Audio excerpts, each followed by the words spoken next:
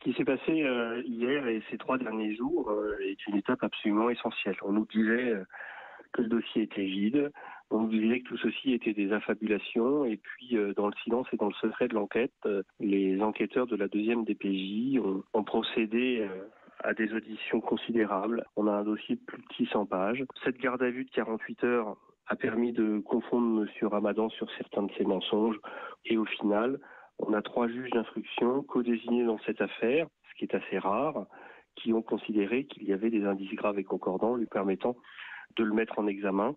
On va rentrer dans un nouveau temps, celui des expertises, celui de nouvelles confrontations. Et puis je suis intimement persuadé qu'on va aussi rentrer dans un temps de nouveaux témoignages. Vous savez, c'est difficile de porter la parole des femmes contre un personnage public parce qu'il y a la peur des pressions, il y a la peur des menaces, il y a la peur surtout de ne pas être crue. Pour avoir parlé à ma cliente et à d'autres femmes que j'ai pu assister dans la phase d'enquête en tant que témoin anonyme, elles sont tellement soulagées. Je crois qu'il n'y a pas de plus grand soulagement que celui d'être enfin cru. Maître Éric Morin, joint pour Europe 1 par Chloé Trion.